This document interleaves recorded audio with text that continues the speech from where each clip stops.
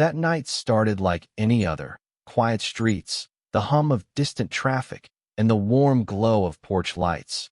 But no one in that neighborhood knew that within the next hour, an entire biker brotherhood would ride in like a steel storm to protect one terrified girl. Before we dive deeper, hey, where are you watching from? Drop your country or city in the comments. It's always incredible seeing viewers from all over the world come together. And if you love emotional, heroic biker stories like this one, make sure to subscribe so you never miss the next one. Now let's begin. The trouble began just after 8:30 p.m., when the sun had slipped low enough that shadows stretched long across the sidewalks. 14-year-old Lena Harwood stood outside her house, hugging her backpack like it was a life raft. Her breathing was uneven. Her eyes darted every few seconds toward the corner of her street. She had run out the front door without thinking, barefoot, trembling, her heart hammering in her chest. Because he was back. Her uncle. The one person she prayed every night she'd never have to see again. She backed up against the wooden fence, unable to force herself to go farther, unable to go back inside either. The house that used to feel safe was now the place she feared most. She didn't see any neighbors around, no adults on their porches, no friendly face she could run to. But she wasn't alone. Not entirely. 5 houses down, leaning against a parked motorcycle that gleamed under the streetlight, stood a man with a gray beard, a leather vest, and heavy boots. Roadmaster Dan, the locals called him, a veteran rider, a quiet man, but someone whose presence always seemed to settle the ground around him. He noticed her the moment she slipped out of the house. Her hands were shaking too violently for it to be nothing. He straightened up, watching her with concern that grew heavier by the second. Something was wrong. He could feel it. He approached slowly so he wouldn't scare her. "Evening, kid," he said softly. "You all right out here?" Lena swallowed, her voice breaking as she whispered, "No, he's back." Dan frowned. "Who?" She looked over his shoulder. Her voice dropped to a trembling whisper. "My uncle, he's violent. I thought he moved away. He's inside. He said he's taking me with him this time." A cold stillness passed through Dan. He didn't ask her if she was sure. He didn't doubt her. He didn't try to minimize what she felt. He simply nodded once, firmly. "Stay behind me." She moved closer, clutching her backpack tighter. "Did you call anyone?" Dan asked. She shook her head. "I just ran. I didn't know what to do." "You did the right thing coming outside," he assured her. "You're not going anywhere with that man." She hesitated, eyes widening. "He'll be angry if he sees me." Dan rested a gentle hand on her shoulder. "He won't be angry at you. Not tonight. Not ever again." Lena's fear softened just a little, but Dan's next move would change everything. He lifted his phone, pressed a button, and held it to his mouth like a walkie-talkie. "Brothers," he said, voice steady as steel, "we've got a situation. Need riders at Elmwood Street. It's serious." 2 seconds of silence. Then, a chorus of voices crackled through the speaker. "On our way. How many?" "All of us if needed." "Roll out." Lena's eyes widened. She didn't understand what she had just heard. Dan bent slightly, so he was eye level with her. "You're safe now," he said. "You hear me? Whatever happens next, you're not alone." She nodded, still trembling. The porch light of her house flicked on, bright and sudden. Lena flinched. A tall, broad silhouette stepped out. Her uncle. He looked down the street, spotted her, and began walking, slow, deliberate, like he believed nothing could stop him. Dan subtly shifted in front of her. Lena's breath caught. "He sees me. Dan, he sees me." "I see him too," Dan replied calmly. "And I'm right here." The man kept walking. Dan lifted his chin slightly, and though he didn't move much, everything about him changed. His stance, his breathing, his eyes. He wasn't just a neighbor anymore. He was a wall. The rumble arrived first. Soft at first, then louder still. Lena heard it before she saw anything. A deep rolling thunder pulsing through the pavement. She looked around, confused. What is that?" Dan smiled for the first time. "That," he said, "is the sound of backup." The streetlights shimmered on chrome as motorcycles turned into the block, one after another, after another, after another. Headlights sliced through the dusk. Engines growled like distant storms. The ground vibrated under Lena's bare feet. It wasn't one biker. It wasn't three. It was a line. A long, unbroken line. Within minutes, 63 bikers, members of the Iron Haven Brotherhood, filled the entire street. Engines idled low. Boots hit asphalt. Leather vests glimmered under the lamps. They didn't come to scare the neighborhood. They came for one reason: to protect a girl who needed them. Her uncle stopped walking. For the first time, he looked unsure of himself. Dan took one step forward, his brothers falling in behind him like a tide of steel and conviction. And Lena, still shaking, still terrified, felt something she hadn't felt in years. Hope. Real, solid hope. The kind that arrives not quietly, but with 63 engines roaring behind it. And the night was only just beginning. The street was filled with a low, vibrating thunder as 63 engines idled beneath the night sky. Chrome glinted. Leather settled. Boots lined up like they belonged to an army instead of a brotherhood of riders. But tonight, they were more than riders. They were protectors. Lena stood partly behind Dan, still trembling, still barefoot on the cold pavement. She'd never seen anything like it. Never felt so exposed yet so shielded at the same time. Her breath shook, but her hands stopped trembling just a little as she watched biker after biker step off their motorcycles and walk toward her, forming a wall that stretched across the entire street. Her uncle froze halfway up the block. His confident stride had vanished. His face tightened. His bravado shrank. One man versus 63 bikers. He didn't even try to pretend he wasn't scared.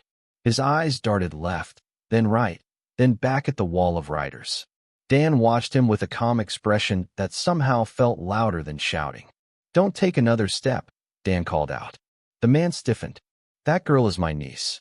She comes home with me." Dan didn't raise his voice. He didn't need to. "You're done talking at her.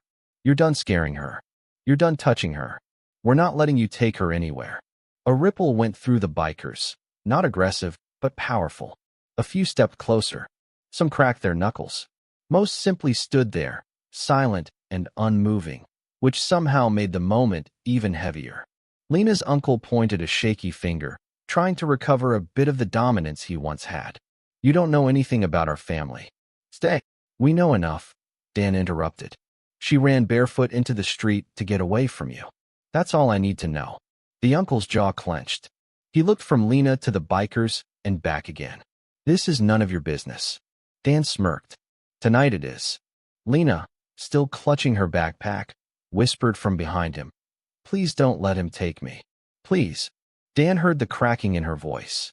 And something inside him, a memory, a promise, a long-buried wound, tightened. He put a steadying hand on her shoulder. "You're safe," he said again. "I swear it." Two of the bikers moved closer to Lena, a tattooed woman named Karma and a soft-spoken mountain of a man named Diesel. Karma placed her leather jacket around Lena's shaking shoulders, while Diesel handed her a bottle of water. Lena's eyes filled with tears at the kindness. "Thank you. I didn't think anyone would help me." "You're our kid now," Karma said. "No one touches our kid." Her uncle scoffed. "You think I'm afraid of you people?" Diesel stepped forward, and his sheer size made the uncle take a step back without even realizing it. Diesel spoke slowly. "I think you're afraid of what happens when you force your way into a child's life who clearly wants nothing to do with you." A few bikers murmured agreement, but Dan held up a hand. The street fell silent. He took 3 steps closer, boots echoing softly. "You've scared this girl long enough. Tonight, you're done. You're not dragging her somewhere she doesn't want to go. You're not deciding her life. And you're definitely not putting your hands on her again." The uncle's face twisted into something ugly, desperate. "She's lying. She exaggerates. Kids do that." Dan tapped 2 fingers again, the metal badges on his vest. "I've been doing this 25 years. I know fear when I see it. And she's terrified of you." Lena's uncle clenched his fists hard. Dan tilted his head. "You gonna try something? Really think it'll go well for you?" For a moment, no one breathed. Then, the sound of a police siren wailed in the distance. The uncle's eyes widened. Dan didn't flinch. "I called them before you even stepped outside." The uncle swallowed hard. Dan continued. "So now you have 2 options. Turn around and walk away, or stand here and wait for the cops. But you're not taking her anywhere. You can't do this. Watch me." The uncle's bravado cracked completely. He realized the situation for what it was. A girl who refused to follow him. A biker brotherhood standing between them. Police minutes away. No way out. His shoulders dropped, his face twisting with frustration and disbelief. He stepped back once, then twice, then turned and walked briskly back toward the house, disappearing inside. Lena released a breath she'd been holding for minutes. But Dan didn't relax. "Not yet. Block the street," he said. The bikers spread into formation instantly. Bikes moved like pieces on a chessboard, sealing both ends of the neighborhood. No cars could get in or out without going through 63 riders. Karma wrapped her jacket tighter around Lena. "You did the right thing coming out," she said gently. Lena's voice quivered. "He said he'd take me away tonight. He said no one would stop him." Diesel knelt, so he was eye level with her. "Well, guess what? 63 people just did." She let out a shaky half laugh, half sob, overwhelmed and exhausted. Dan crouched in front of her. "Listen, kid," he said softly. "The police are on their way.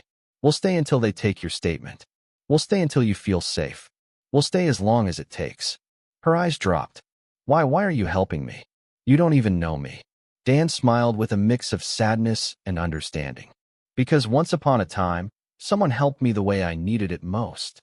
Lena didn't know what he meant. Not yet. But she would. A blue flash reflected off the windows along the block.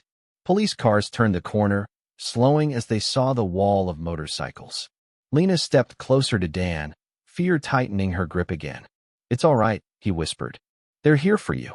As the officers stepped out of their cars, the bikers straightened as one, forming a protective corridor around Lena.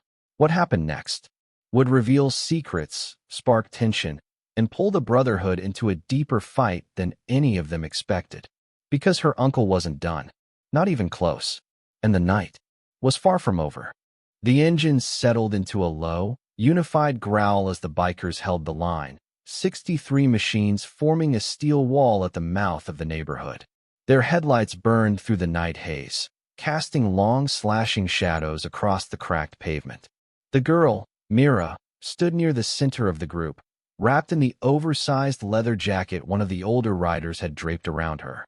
It swallowed her shoulders, but for the first time that night, she didn't look small. She looked protected. Jace kept his stance slightly ahead of the others, arms crossed, eyes locked on the darkened street where Myra's uncle had vanished minutes earlier. The man had retreated after seeing the motorcycles swarm in, but Jace knew men like him never stayed gone for long. The storm always circled back.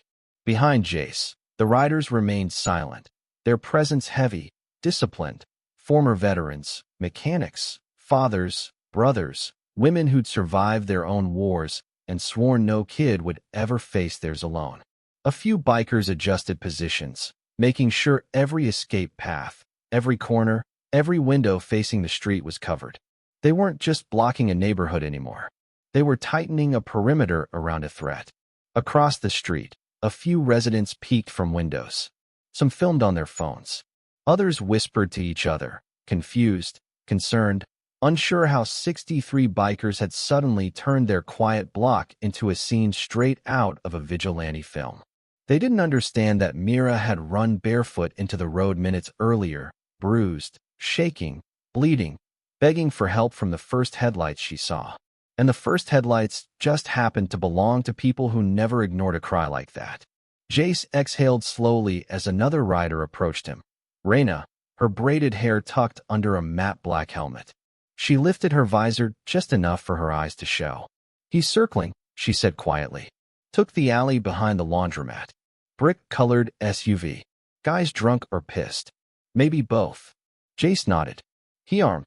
Didn't see a gun. But he's loud. Breaking stuff. Talking about finishing something he started." The crew behind her shifted, the tension spreading like a ripple through a body of water. Jace's jaw tightened. "Nobody gets near her."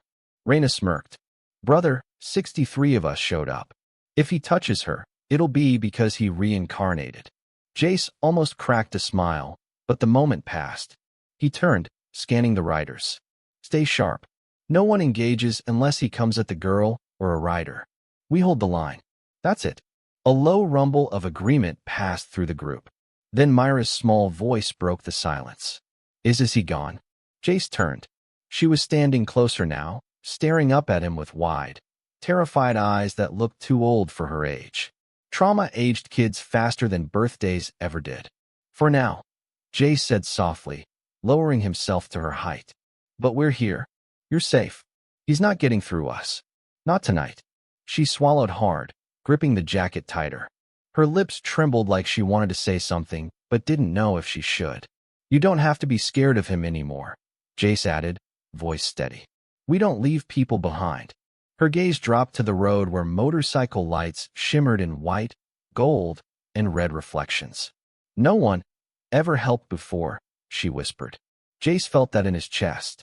The kind of line that stuck. The kind that made 63 engines start up without a single spoken plan. Before he could reply, the crack of something large smashing echoed through the neighborhood. Glass, metal, maybe both. People flinched behind windows. Mira froze. Reyna lowered her visor. He's making his way back. Another rider jogged up. Tank, 6'4", built like he'd been carved from stubborn mountain rock. Got movement on Rosewood Avenue. Big guy, driving like he's itching to die. Jace rose slowly, the streetlights catching the scar on his cheek as he turned toward the sound. Everyone ready, he said, voice low but carrying enough weight to quiet every engine and every breath around him. The riders straightened in a single, fluid motion. At the end of the block, headlights appeared, jerky, swerving, aggressive. The SUV shot forward, tires screaming, plowing toward the intersection where the bikers formed their barrier. Mira gasped, backing up, heart hammering so loud she felt it in her teeth. Jace stepped in front of her. Stay behind, Reyna. The SUV accelerated. The riders didn't flinch. As the vehicle approached the blockade, Tank rolled his shoulders and stepped forward, planting himself dead center in the street. Arms wide, stance unmovable, a human wall in front of 63 motorcycles. Reyna muttered into her helmet. Oh, this dude picked the wrong night to be a coward. Jace watched the SUV close the distance, the engine roaring as it hit 40, 50, 55. Neighbors ducked. Someone screamed. Someone else shouted for the bikers to move. No one moved. At the last second, the SUV jerked. The driver panicked. Tank didn't. He stood his ground, eyes locked on the windshield like he was daring it to try him. The SUV skidded sideways, brakes howling, fishtailing violently until it slammed into a parked car with a thunderous metallic crunch. Airbags exploded. Shattered glass rained across the pavement. Everyone stood frozen for a single thick heartbeat. Then a door burst open, and Myra's uncle stumbled out, coughing, raging, blood running down his temple. His eyes locked on Mira. There you are. He charged, and 63 bikers stepped forward in perfect unison. The night itself seemed to stop. The earth seemed to tilt. The air thickened with the slow, rising hum of engines revving back to life, a sound that didn't just warn. It promised. Myra's uncle took one more step, and Jace's voice cut through the night like a blade. That's far enough. The growl of 63 engines rolled forward like thunder crawling along the pavement, building power, shaping a warning so primal even the streetlights seemed to flicker in response. Myra's uncle froze mid-stride, chest heaving, fist raised, his bruised face twisting from rage and a sudden, instinctive fear as he realized he wasn't facing one man. He was facing a wall of veterans, bikers, survivors, people who didn't retreat, didn't hesitate, and didn't tolerate the kind of monster he'd chosen to become. Jace stepped forward first, boots echoing sharp against the cracked asphalt. His shadow stretched long under the harsh glow of the overhead lamp, almost merging with the rows of shadows behind him, as though the entire Brotherhood had fused into one moving force. Mira stayed behind Reyna as instructed, but she peeked past the biker's arm, fingers clutching at the leather sleeve. Every breath she took shook her small shoulders. Her uncle wiped blood from his forehead, eyes bouncing between the bikers and the wrecked SUV. She's my niece, he spat, words slurred with drunken fury. She belongs with me. Raina muttered. Hell no she doesn't. Under her breath, but loud enough for the man to hear. Tank walked to Jace's side, arms squared, neck cracking as he tilted his head with a slow, deliberate menace. A few other riders closed in, not crowding but tightening the perimeter, each one calm in the face of a man unraveling like a rope pulled too tight for too long. Jace didn't raise his voice. He didn't need to. You put your hands on a kid, he said, each word cold and brutal in its precision. You don't get to talk about who she belongs to. I didn't, the man started. But Myra's voice, thin, fragile, cut right through him. You were going to hit me again. The uncle turned sharply toward her, and the way he moved, fast, aggressive, instinctive, made 3 riders step forward immediately. One even cracked his knuckles loud enough to echo. Mira flinched back into Raina's side, and Raina gently shifted her body to shield the girl. That's it, a rider at the back muttered. He's done. But Jace raised one hand, signaling the group to hold. The uncle laughed, a wild, unpredictable sound that bounced off the houses and made even the onlookers behind curtains tense up. So what, he barked. You think you can tell me how to raise my family? You bunch of wannabe tough guys. Tank cut in, voice low and deep. Son, 63 of us showed up because one kid ran barefoot into the street crying for help. That makes her our family tonight. The uncle stumbled back a step, not from impact, but from the weight of that truth. The engines behind them revved again, louder this time, synchronized like a heartbeat confirming a promise. She wasn't alone anymore. A few neighbors opened doors now, emboldened by the presence of the bikers. Someone whispered, "Is that the girl who screamed earlier?" Another person stepped out holding a phone, recording as if they couldn't believe what was happening on their normally quiet block. The uncle swung his arm wildly toward Jace as if to shove him away, but Jace didn't move. The man's hand hit his chest and fell away uselessly, like someone had just tried to push a brick wall. You had your chance, Jace said, stepping closer until the uncle had no choice but to backpedal. She begged for help, and instead of protecting her, you made her fear coming home. She lies. She always lies. Mira flinched as if struck again by the words. Raina knelt beside her and whispered something soft enough only she could hear. Mira nodded through trembling breaths. Jace leaned down slightly, hands behind his back, gaze locked onto the trembling man in front of him. Look at her, he demanded. The uncle refused at first, but Tank grabbed him by the collar. Not roughly, just firmly enough to make him still, and turned him slightly so Mira was in his line of sight. Her eyes were red and swollen. Dirt streaked her cheek. The bruise on her arm, barely hidden under the jacket sleeve, explained everything he tried to deny. The man's jaw clenched. For a moment, something almost like guilt flickered across his face, but rage snuffed it out instantly.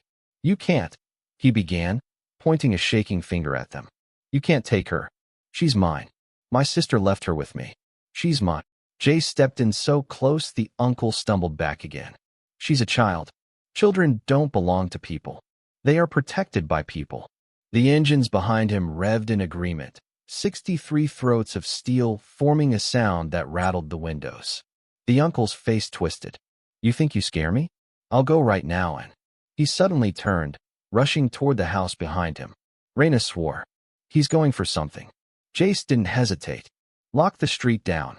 In an instant, the Brotherhood moved into coordinated motion like they'd rehearsed it 100 times. Bikes angled inward, forming a circular fortress. Riders dismounted and advanced, splitting into 2 groups, one blocking the front door of the house, the other cutting off access to the backyard. Tank moved fastest, reaching the porch in seconds. He grabbed the screen door before the uncle could slam it and dragged it open, the metal frame screeching in protest. The uncle stumbled backward, nearly tripping over a coffee table inside. Don't push us, Tank warned, voice shaking with restrained fury. Several riders flanked him. Raina kept Mira behind her, but moved close enough to cover the girl if anything violent erupted. From inside, the uncle grabbed something. No one could see what, but the way he lurched made the riders tense. Jace called from the doorway. Don't make this worse. Step back and put it down. The uncle's hands shook as he lifted a bottle, a half-full liquor bottle. He hurled it across the room at Jace's head with a choked scream. Jace sidestepped effortlessly, letting it smash into the wall behind him. That was your choice, Jace said softly.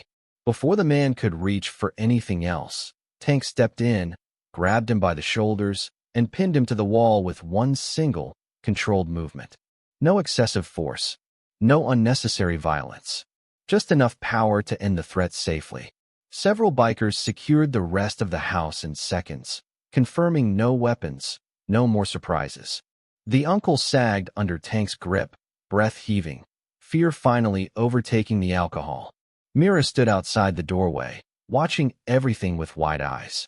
She didn't step closer. She didn't say a word.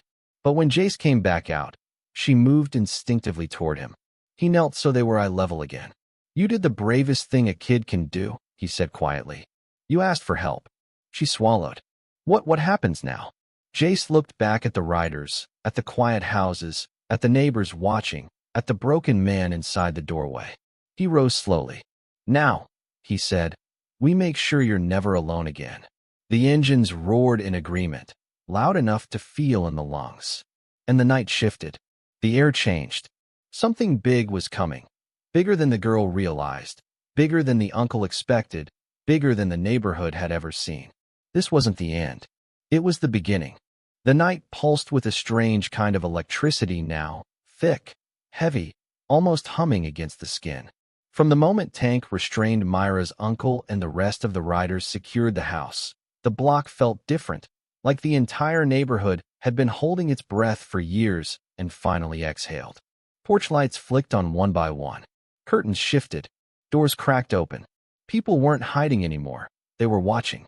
Jace walked Mira a few steps away from the porch so she wouldn't have to look at the chaotic inside of the house. The shattered bottle glistened under the light, the smell of cheap liquor drifting out onto the lawn. She hugged herself tighter, the oversized jacket swallowing her small frame. Reyna hovered just behind her like a living shield, arms crossed, eyes constantly scanning the perimeter. A few riders whispered among themselves. Kid's terrified. She's been living in hell. Man like that shouldn't be near kids. Tank stepped out of the house, dragging the uncle with a firm but controlled grip. The man's legs wobbled, his breath reeking of alcohol and desperation. The moment the neighbors saw him, someone gasped. Another muttered, I knew something was wrong with him.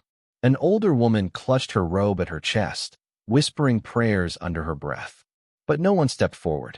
Not one neighbor had intervened earlier. Only now, after 63 engines lit up the street, did they dare to look. The uncle twisted, trying to break free from Tank's hold. You can't take her, he slurred, voice cracking from shouting. She's my sister's kid. You don't know anything. Jace slowly turned back toward him, and the entire brotherhood fell silent. Even the engines quieted as though waiting for his words. What we know, Jace said, voice steady as iron, is she begged us to help because you were going to hurt her. Again, he stepped closer until he was inches from the man. And she didn't run to a neighbor, or a teacher, or a stranger. Jace's jaw clenched. She ran to us. A ripple passed through the bikers, subtle, powerful. The uncle's chest heaved. His eyes darted from face to face, seeing no sympathy, no softness, only the unwavering presence of men and women who had seen too much to ignore pain when it appeared. I didn't mean it, he sputtered, words unsteady. I just got angry. You threw a bottle at a child yesterday, one rider growled. Raised a belt at her last week, another added. She's covered in bruises, Reyna said coldly. Don't even try to deny it. Mira looked down at her shoes, toes curling inward. She didn't want to hear this. She didn't want the attention. She just wanted safety, whatever that meant.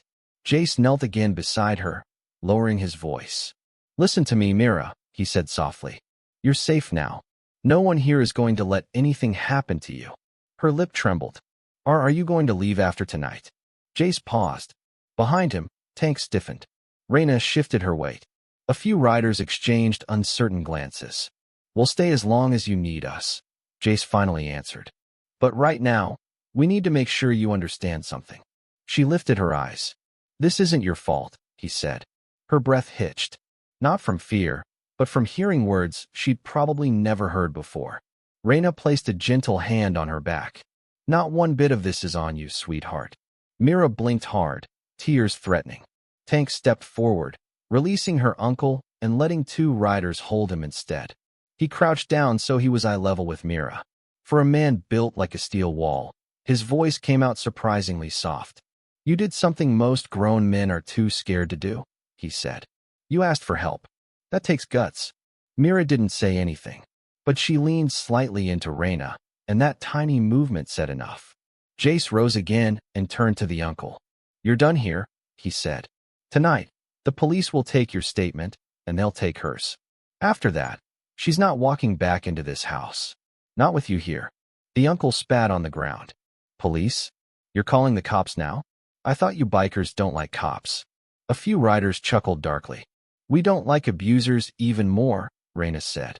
The uncle tried again to pull free, panic rising. "You can't prove anything. She bruises easily. Kids fall. She lies. She just wants attention." "Enough," Tank snapped, voice filling the entire street. The uncle froze. Tank stepped closer, towering over him, his expression carved into stone. "Every kid I've ever met who lies," he rumbled, "lies to stay out of trouble. Not one lies to get into it. And definitely not to 63 bikers who could have ignored her, but didn't." The uncle's mouth opened, but no sound came out. Jace signaled Reyna. "Get Mira in the van. Away from this." Reyna nodded and gently wrapped an arm around Myra's shoulders, guiding her toward the blacked-out support van parked behind the formation of bikes. The girl paused only once when the uncle shouted her name. She flinched, but she didn't turn back. Reyna opened the side door for her, and Mira climbed in, sitting down slowly, her small hands twisting together in her lap. When the door closed, the street fell silent again. Jace turned back to the uncle one last time. "You should know," he said softly. "She didn't tell us everything. But we'll let her tell the police when she's ready. And when she does, you won't be seeing her again." The uncle's face went white. A few moments later, sirens could be heard in the distance, growing louder, closer, winding through the quiet streets. Some neighbors stepped farther out to watch. Others retreated, not wanting to be seen. The bikers didn't move. They stood in formation, a steel barrier around the child sitting safely in the van. When the police cars arrived, lights flashing silently, engines humming low, they didn't even step fully out of the vehicles at first. They just stared at the street, at the lined-up motorcycles, at Tank holding the uncle still, and at Jace standing dead center. One officer finally approached, hand resting near his belt. "We got multiple calls," he said cautiously. "Everything okay here?" Jace didn't turn. "We need you to take a statement," he said. "Child endangerment. Physical abuse. Attempted assault." The officer straightened. The uncle looked around wildly, suddenly clutching at last straws. "Officer, they attacked me. They broke into my home." Tank exhaled sharply. Jace almost smiled. The officer looked at the 20 witnesses standing on porches, then at the shattered bottle inside, then at Mira sitting quietly in the van, then at the bruises on the uncle's knuckles. And his decision became very clear. "Sir," the officer said, stepping forward, "turn around and place your hands behind your back." The uncle screamed. Rage, fear, humiliation, everything mixing into one desperate sound, but no one moved to help him. The neighborhood watched the way people do when justice finally arrives. The moment he was escorted toward the police cruiser, Mira peeked out through the van window. Her eyes weren't afraid this time, just relieved. And the 63 bikers, engines rumbling low, waited for the next part of the night to unfold, because this wasn't over. Not even close. The neighborhood had settled into an uneasy quiet. The police had taken the uncle away, and Mira sat quietly in the van, still wrapped in the oversized leather jacket, her fingers tracing the seams as if seeking some kind of comfort. She didn't speak much, but she let Reyna sit close, one hand resting gently on her shoulder. The sound of engines idling in the street wasn't intimidating anymore. It felt protective, like a shield she could lean on. Jace walked along the perimeter, checking on each rider briefly. Some were talking quietly among themselves. Others were keeping watch, eyes scanning the dark alleys and empty driveways. 63 riders on one street wasn't a common sight, even in a city known for biker activity. Yet tonight, the street wasn't about intimidation. It was about care, about keeping someone alive and whole. Mira finally spoke, her voice a small whisper. Do you always do this? Help kids. Tank, who was adjusting the blockade at the far end, turned his massive head toward her. Not always, he said slowly. But when someone asks for help, we answer. That's what we do. Reina smiled softly. And sometimes, that's enough to change a life. Sometimes, just being there is everything. Myra's gaze dropped to the van floor, but her lips twitched, a hint of a smile forming. For the first time in what felt like forever, she felt safe. Not just from her uncle, but from the weight of fear that had followed her every step. Dan joined Jace near the middle of the street. We need to make sure she's not just safe tonight, he said, voice low. We need to make sure she knows she's never alone again. These situations, they can spiral fast. Jace nodded, understanding. We'll stay until morning if we have to. Make sure she's okay. Let the police do their thing. And when she's ready, we'll help her rebuild. Meanwhile, the neighbors who had been timid earlier now peeked from their windows, curiosity and awe mixing with a hint of relief. A woman on the corner whispered to her husband, "Did you see that? 63 bikers, just protecting her like she was one of their own." A young man filming on his phone muttered, "I didn't believe the stories, but now I get it. They're not just tough guys, they're something else. Heroes, I guess." Mira shifted in her seat, finally looking out of the van window. She saw Tank walking toward the edge of the street, the moonlight glinting off his helmet. He paused, glanced at her, and gave a subtle nod. In that small gesture, she felt a reassurance that words couldn't capture. Jace crouched near her window, careful not to tower over her too much. "Mira," he said softly, "what happened tonight? It wasn't your fault. And it never will be. You did exactly what you had to do. You were brave." She blinked back tears, not from fear anymore, but from a strange warmth in her chest. "Thank you," she whispered. I don't know how to say it, but thank you for being here." Dan stepped closer to Jace. "We'll need to talk to her tomorrow. Make sure she's safe, that she has someone she trusts. But tonight we made it through. She's alive. She's not hurt. That's the first victory." The engine started up softly again, the rumble no longer threatening but soothing, like a lullaby of steel and trust. Mira leaned slightly back in the van seat, closing her eyes for a brief moment, feeling the vibration through the metal floor. For the first time in a long time, she imagined what life could feel like without fear, without the shadow of someone who claimed to love her but only brought pain. Jace glanced at her and then at the riders, their faces illuminated by the moonlight and the glow of their bikes' headlights. A sense of calm had settled over the block, but it wasn't a quiet calm. It was a protective one. The kind that told you, nothing is going to touch her. Not tonight. Not ever. Reina whispered to Mira, "You're not alone anymore. Remember that." And Mira let herself believe it. Let herself imagine a life where safety didn't feel impossible, where people could care and protect and stand up when no one else would. The night wasn't quiet, and neither were the questions trembling in Myra's heart. The first rays of dawn barely touched the rooftops when Mira stirred in the van. Sleep had been brief, shallow, filled with flashes of the night's chaos, the shouting, the smashing, the cold grip of fear, and yet she felt safer than she had in months. Reina was still beside her, leaning against the seat, silent but alert. Myra's fingers traced the leather seams of the jacket again, seeking comfort in its weight. Jace and Dan were outside now, quietly speaking to a few of the bikers who had stayed the night. Their voices were low, almost ritualistic, like strategists reviewing a battle that had already been won. Mira watched from the window, feeling small but protected, and realized something strange. She wasn't scared. Not fully, not yet. She felt a strange sense of awe and gratitude she hadn't allowed herself to feel before. The hum of motorcycles grew soft as riders prepared to move, to patrol the surrounding blocks. making sure the uncle wouldn't attempt anything before the police could intervene. Mira could hear muffled laughter from some of the younger riders, a calm reassurance threading through the quiet morning air. It was ordinary, almost peaceful, but it was the kind of ordinary she'd never known. Dan walked over to the van, crouching to meet Myra's gaze. "You did really well last night," he said softly. "You stayed brave when things were scary. You trusted us. That's the first step toward making sure this doesn't happen again." Mira swallowed, trying to nod, trying to form words. I don't know how to thank you," she whispered. "You don't have to," Dan said. "Actions speak louder than words. Just keep trusting yourself. And us. That's enough." Jace came over, leaning on the van, shadow falling across Myra's face.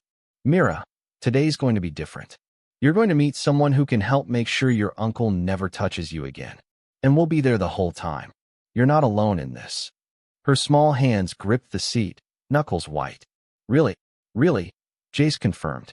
"You didn't ask for any of this, but you handled it like a hero. And heroes, they deserve to be protected." Outside, the bikers started forming small patrol groups, engines rumbling softly as they dispersed around the neighborhood. Mira watched Tank ride slowly past the van, a protective shadow, eyes scanning for any sign of trouble. Karma and Reyna remained close, moving like guardians ready to intercept anything threatening. The morning air smelled faintly of gasoline and wet pavement, but it also carried an odd comfort, a sense that the world hadn't abandoned her. She could hear the faint chirping of birds, the quiet conversations of neighbors beginning their day. For the first time, Mira felt the possibility of normal life brushing against her fear. Minutes passed, stretching into what felt like a fragile calm. Then Dan returned to her side. "The police said they'll keep an extra unit near the block for today," he said. "Your uncle isn't going anywhere without consequences, and we're going to make sure he doesn't." Myra's eyes widened.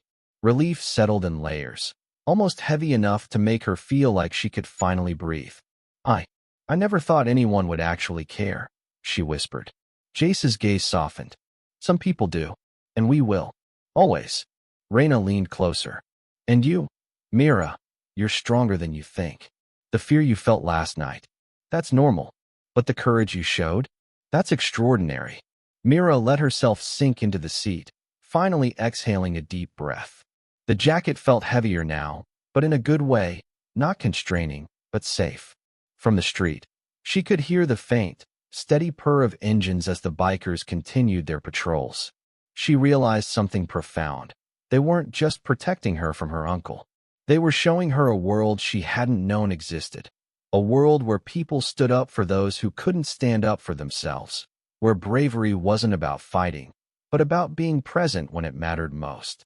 The sun began to rise, painting the sky in soft oranges and pinks. Mira leaned her forehead against the van window, letting the morning warmth seep into her skin. It was quiet now, but it was not empty. The quiet was filled with the presence of her guardians, the bikers who had come to her side when no one else would.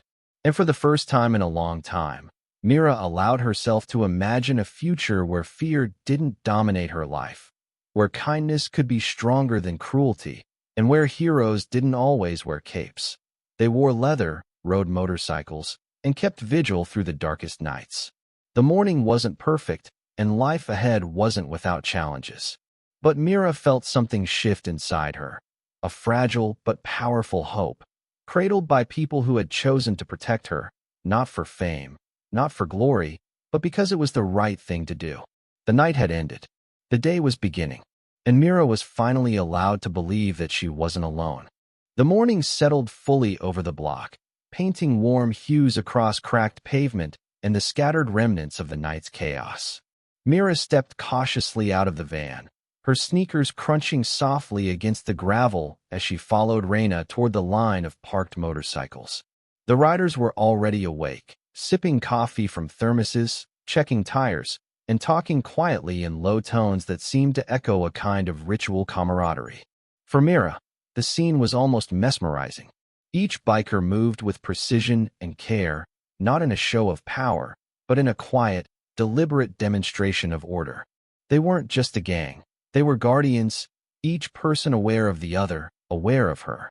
It was a world she'd never known existed, a world where loyalty and courage didn't just exist in stories. They lived on the asphalt, in the leather, in the rumble of engines. Tank noticed her first. He leaned against his bike, arms folded, the sun catching the scars on his forearms, giving him an almost mythical presence. Mira hesitated, but he gave her a small nod, a subtle encouragement. "Morning, kid," he said gently. "Feeling better?" Mira swallowed hard. "Yes, I think so." Her voice was still small, fragile, but there was a thread of strength weaving through it. Raina stepped beside her, adjusting the oversized jacket so it draped more comfortably. "You handled last night like a hero," she said softly. "Most adults wouldn't have done what you did. Most wouldn't have even asked for help." Jace approached, his boots crunching lightly against the gravel. He looked down at her with a warmth that felt almost like sunlight. "Bravery isn't about fighting," he said. "It's about trusting the right people to stand by you. And you trusted us." The words hit Mira deeper than she expected. Trust wasn't something she had given freely, not since the first time her uncle's rage had struck. But last night, she had trusted. Not everyone, not blindly, but she had chosen the bikers who appeared when she called for help. And they had come. They had shown up. Dan stepped closer, holding a folder in his hand. "The officers are here for follow-ups," he said, his tone calm but firm. "They need to make sure the uncle is properly restrained and that statements are recorded. But more importantly, they want to ensure you're safe in the coming days. You'll have someone with you at school, at home. You're not going to be alone in this anymore." Myra's eyes widened. She hadn't imagined this. Support, protection, real people who would act when things got dangerous. Her chest tightened with a mix of relief and disbelief. I don't know how to thank you," she whispered. Raina crouched beside her, resting a hand lightly on her shoulder. "You don't have to thank us, Mira. You're allowed to be brave without having to carry everything yourself. That's the gift we're giving you. And one day, you'll understand how important that gift is." Jace turned to the riders, a silent signal passing between them. Engines roared to life softly, like a heartbeat reverberating through the block. The morning was alive with vigilance, but it was quiet in a way that spoke of protection, not fear. Mira watched them, absorbing the feeling of safety for the first time in her life. One of the younger riders, barely older than Mira herself, approached and handed her a small, worn notebook. "For you," he said. "Write down everything. Thoughts, dreams, fears, anything. Keep it close. It helps." Mira took it carefully, the leather cover warm under her fingertips. She nodded, a small smile breaking across her face. "Thank you," she said. The bikers began to prepare to leave, forming up in neat rows, engines humming in synchronized power. Jace lingered, kneeling slightly to Myra's height. "Remember this," he said gently. "Courage isn't about never being scared. It's about moving forward when you are. You did that last night. Never forget it." Mira blinked, feeling a new kind of strength settle inside her. She realized she wasn't just a kid who had survived a nightmare. She was someone who had been seen, protected, and believed in. And that belief, unlike fear, was contagious. Tank rode past the van slowly, glancing back at Mira. "We'll check in tomorrow," he said. "You're not alone. Not now, not ever." The sun climbed higher, brushing the neighborhood with golden light. The block, once tense and fearful, now felt alive with quiet hope. Mira stepped fully out of the van, holding the notebook close, and allowed herself to imagine a future where danger didn't define her life. She looked at the bikers lining the street, 63 of them strong, steadfast, and unwavering. They were more than a group of strangers. They were a shield, a promise, a living example of courage, loyalty, and unwavering kindness. Mira exhaled deeply, letting herself believe it for the first time. She could face the world, not because fear had vanished, but because she had people standing beside her who would never let it consume her. The morning wasn't perfect. The scars of the night remained. But for the first time, Mira felt the fragile, growing warmth of hope. She had survived. She had been seen. And she had been protected by heroes who reminded her that bravery, even in its quietest form, could change everything. The neighborhood felt calm now, filled not with fear, but with the gentle echo of protection and care. The dawn was only the beginning. The questions in Myra's heart had softened, and for the first time, she allowed herself to hope. The morning had fully blossomed over the block, sunlight spilling across the street and glinting off the polished chrome of the motorcycles. Mira sat quietly in the van, her notebook clutched tightly to her chest.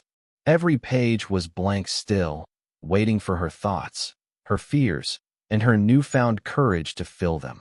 But for now, she just breathed, letting the warmth of the sun and the steady presence of the bikers around her sink in.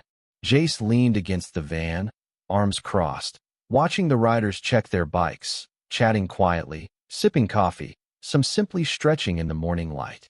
"How are you holding up?" he asked softly, his gaze steady. Mira hesitated. She wanted to say she was fine, but the truth was more complicated. I feel strange," she admitted. "Not scared, not really. Just different." "That's normal," Raina said, kneeling beside her. "You've been through a lot, but you survived it. You faced fear head-on, and you're still standing. That leaves a mark, but it also gives you strength." Tank came around from the edge of the street, helmet under one arm, and smiled slightly at her. "Some people spend years trying to feel safe. You got a taste of it in one night. Hold on to that feeling." The neighborhood seemed to respond to the quiet strength of the bikers. Doors were open, neighbors peeking out, whispering to one another about the group of strangers who had descended to protect a child. It was unusual, almost cinematic, the way people paused and took notice. Mira realized they were all witnessing something extraordinary, not a fight, not chaos, but a living lesson in courage and loyalty. Jay stepped closer, lowering his voice. "Today's about recovery. Tomorrow, we'll start thinking about longer-term safety, school, home, everything. But today, you need to feel safe. Really feel it. Not just because we're here, but because you can trust yourself again." Mira nodded, blinking back tears. But this time they weren't of fear. They were of relief, of understanding, of the quiet release that comes after surviving a storm. Dan walked up, holding a folder with documents. "The police confirmed your uncle will be under strict supervision and can't contact you. That means for the first time, you'll have uninterrupted peace. You deserve it." Myra's shoulders slumped slightly as the tension she hadn't realized she was holding started to melt away. She felt lighter, as if the chains of fear that had weighed her down were slowly being lifted. From the street, the faint hum of engines started again. Not loud, not threatening, but reassuring. Each bike's vibration was a heartbeat, a reminder that she wasn't alone. The bikers had become more than protectors. They had become her guardians, the living embodiment of courage and kindness in a world that often seemed cruel and indifferent. Jace knelt by the van once more. "You know, Mira," he said softly, "heroes aren't always the ones who fight. Sometimes, heroes are the ones who ask for help when they need it. That's bravery too." Mira pressed her forehead to the notebook she had brought, thinking about the words she would eventually write. She wanted to capture everything: the fear, the courage, the strange mix of relief and awe. But most importantly, she wanted to remember the lesson she had learned, that asking for help was not weakness, it was strength. Tank walked past, giving her a small nod. "We'll check in later," he said. "Remember, this isn't the end of the story. It's the beginning of something better." Mira let herself imagine that something better. A life without constant fear. A life with people she could trust, who would stand by her without hesitation. She imagined a future where bravery wasn't just surviving, but living fully, without fear holding her back. The neighborhood seemed almost alive with quiet gratitude. Windows opened wider. Doors remained ajar. People spoke softly to each other about what they had witnessed, about the heroes who had come at the darkest hour and refused to let injustice win. Raina leaned close to Mira. "You'll always carry this night with you," she said gently. "Not the fear, but the courage. The proof that you can survive, that people can care, that heroes do exist." Mira finally closed her eyes for a moment, letting a smile tug at the corner of her lips. She could feel the warmth of the sun, the steady presence of the bikers, the safety that had been so foreign to her, and she allowed herself to relax into it. The street wasn't perfect. The scars of the past remained. But for the first time, Mira felt truly protected, truly seen, and truly capable of facing whatever came next. The morning wasn't quiet, and neither were the new possibilities stirring in her heart. The afternoon sun bathed the neighborhood in a warm, golden glow. Mira stepped out of the van for the first time without hesitation, her notebook tucked safely under her arm. She glanced at the line of motorcycles, parked neatly along the curb, their chrome shining in the light. Each bike was a symbol now, not of rebellion, not of danger, but of protection, courage, and unwavering loyalty. Jace stood at the center of the formation, arms crossed, eyes scanning the street. When he noticed Mira looking at him, he nodded slightly, a silent acknowledgement of her presence and her bravery. Mira returned the nod, her chest swelling with a quiet pride she hadn't felt in years. Reyna walked beside her, smiling softly. "Today is about closure," she said. "The police have taken your uncle into custody, and they'll be ensuring he cannot hurt you again. But closure isn't just about the outside, it's about what's inside. How you heal, how you reclaim your strength." Mira took a deep breath, letting the warmth of the sun fill her lungs. The fear that had been a constant companion for so long now felt distant, almost unreal. She realized something profound. The night of chaos, the terror, the pleading for help, it had changed her. Not just because she survived, but because she had been seen, believed, and protected by people who acted when it mattered most. Tank approached, his massive frame casting a shadow that seemed almost protective in its size. "You've got courage, Mira," he said, his voice softer than she expected. "Courage isn't the absence of fear, it's moving forward despite it. And you moved forward." Mira let herself smile, finally feeling the weight of the night lift. "Thank you," she whispered, her voice small but steady. I don't know how to repay you." "You don't have to," Jace said, kneeling to meet her gaze. "Just live your life. Stay brave. Trust yourself. That's all we ask." Dan stepped forward, holding a folder with documents from the police. "Everything is official. Your uncle is under strict supervision. You're safe now, and if you ever need us again, we'll be here. You're not alone." Mira felt a lump in her throat. For the first time in her life, she believed it. She wasn't alone. She didn't have to face fear by herself anymore. She had people who would protect her, who would act when others failed, who would stand by her no matter what. The bikers began to prepare for departure, forming up in their usual neat lines. Engines rumbled softly, a comforting vibration rather than a threat. Mira watched as one by one, they mounted their bikes, ready to patrol the neighborhood, ready to ensure that safety wasn't just temporary, but ongoing. Reyna knelt beside Mira once more. "Remember, what you felt tonight isn't just about us. It's about you. You're capable of more than you know. You've survived, you've trusted, and you've been brave. That's the real victory." Mira hugged her notebook to her chest, feeling the weight of its blank pages and the potential they held. She wanted to write everything. The fear, the courage, the relief, the strange wonder of being protected by heroes who weren't in stories but real, breathing, and human. Tank gave her one last nod as he mounted his bike. "We'll check in tomorrow," he said. "Keep being brave, Mira." The other riders followed, engines harmonizing in a soft rumble that filled the street like a lullaby. They moved out slowly, deliberately, each bike a testament to loyalty, courage, and quiet heroism.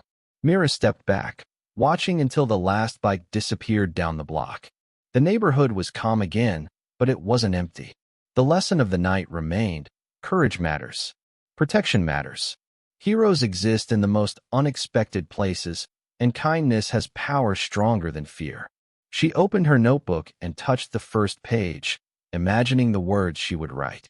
Fear had been a constant companion, but now, hope had taken root. She would write it all: the terror, the bravery, the unwavering presence of the bikers who had stood between her and danger. The sun shone fully now, scattering the shadows of the night and bathing the block in light. Myra's heart felt lighter than it had in months. She knew challenges might come again, that fear might try to creep back, but for the first time, she felt a foundation beneath her feet, a foundation built of courage, protection, and unwavering kindness. And as she looked toward the horizon, Mira smiled, letting herself truly believe in a future where she was seen, safe, and strong. The day had begun. The questions in her heart had softened, and the warmth of hope